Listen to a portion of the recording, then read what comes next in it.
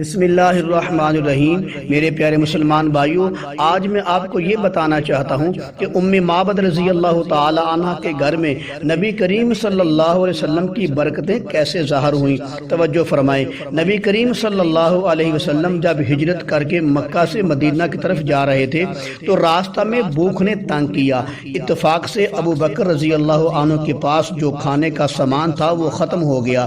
راستہ میں ایک خاتون رہتی تھی جس کا نام تھا عاتقہ بنت خالد۔ وہ ام معبد کے نام سے مشہور تھی۔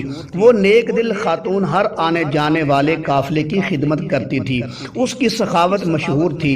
جب یہ مقدس محمدی قافلہ اس مائی کے جھونپڑی کے پاس پہنچا تو ام معبد رضی اللہ تعالی عنہا سے کچھ خریدنے کا اظہار کیا۔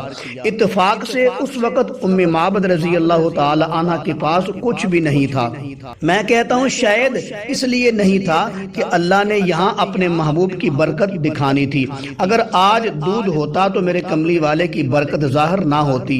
آج اپنے محبوب کی برکت دکھانے کے لیے اللہ نے جھونپڑی سے سب کچھ ختم کروا دیا۔ اچانک بیٹھے بیٹھے نبی کریم صلی اللہ علیہ وسلم کی نگاہ مبارک وہاں کھڑی ایک بکری پر پڑی۔ نبی علیہ السلام نے پوچھا، یہ بکری کیسی ہے؟ ام معبد رضی اللہ عنہا نے عرض کیا، حضرت صاحب یہ تو بہت کمزور ہے، اگر اس میں دودھ ہوتا تو میں آپ کو پہلے ہی پیش کر دیتی۔ پھر ام معبد رضی اللہ عنہا نے عرض کیا، یہ دودھ کیا دے گی؟ یہ تو چرنے بھی نہیں جا سکتی۔ اس پر نبی کریم صلی اللہ علیہ وسلم نے فرمایا، جیسی کیسی بھی ہے تم اجازت دیتی ہو کہ میں اس کا دودھ ڈولوں؟ ام معبد رضی اللہ عنہا پہلے تو حیران ہوئی کہ یہ کیسے ہو سکتا ہے، پھر اس نے اجازت دے دی۔ نبی کریم صلی اللہ علیہ وسلم نے بسم اللہ الرحمن الرحیم پڑھ کر اپنا ہاتھ مبارک اس کمزور بکری کے تھنوں کو لگایا تو نبی کریم صلی اللہ علیہ وسلم کے ہاتھ کی برکت سے اس کے تھن فوراً دودھ سے بھر گئے۔ پھر نبی علیہ السلام نے دودھ دھونا شروع کیا۔ ایک بڑا برتن بھرا، سب سے پہلے ام معبد رضی اللہ عنہ کو پلایا، پھر مسافروں کو پلایا، پھر اپنے ساتھیوں کو پلایا، پھر آخر میں نبی کریم صلی اللہ علیہ وسلم نے خود پیا۔ پھر نبی علیہ السلام نے ایک اور پیالہ بھرا، ام معبد رضی اللہ عنہا کے خاوند کے لیے ام معبد رضی اللہ عنہا کو دے دیا۔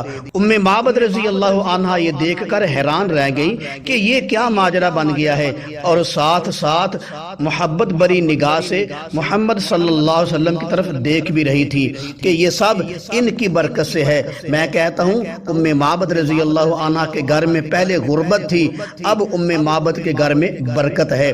نبی کریم صلی اللہ علیہ وسلم اپنی برکتیں ام معبد کی جھونپڑی میں چھوڑ کر مدینے کا سفر شروع کرتے ہیں۔ شام کے وقت ام معبد کا شوہر جب گھر آتا ہے اور آتے ہی کہتا ہے، آج گھر میں خوشبو کیسی ہے؟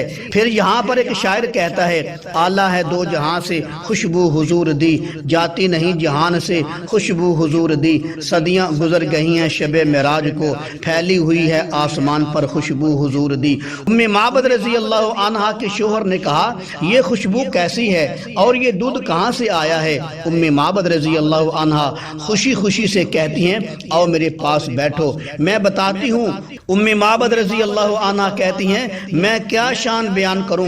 ام معبد رضی اللہ عنہا کی باتوں کو میں اپنے انداز میں یوں کہنا چاہتا ہوں۔ ام معبد کہتی ہوں گی، شاعر کہتا ہے، چہرہ ہے تو انوار دو عالم کا صحیفہ، آنکھیں ہیں کہ برانے تقدس کے نگیں، پلکیں ہیں کہ شب قدر کھلی ہے، زلفیں ہیں کہ واللیل کے بکھرے ہوئے سائے، یہ دانت ہیں کہ شرازہ شبنم کی تراشے جیسے یاقوت کی وادی میں چمکتے ہوئے ہیرے، باتیں ہیں کہ طوبہ کی چٹکتی ہوئی کلیاں، خطبے ہیں کہ سامن کے امڑتے ہوئے بادل، کبھی اگر سامنے آئے تو قہر ذوالجلال بن کر، غریب پر اگر نظر پڑے تو رسول جمال بن کر، فرشتہ مجھ کو کہنے سے میری تحقیر ہوتی ہے، میں مسجود ملائک ہوں مجھے انسان رہنے دو۔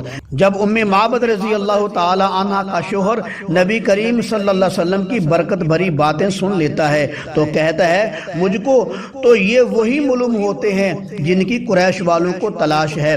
پھر ان کے خامد نے کہا، اب دیر نہیں کرنی چاہیے۔ پھر میاں بیوی دونوں نبی کریم صلی اللہ علیہ وسلم کے پیچھے مدینہ پہنچ جاتے ہیں۔ مدینہ پہنچ کر نبی علیہ السلام سے عرض کرتے ہیں، یا رسول اللہ صلی اللہ علیہ وسلم، ہمارے گھر کے برتنوں کو دودھ سے بھر آئے ہو، ہمارے دلوں کے برتنوں کو بھی ایمان سے بھر دیں۔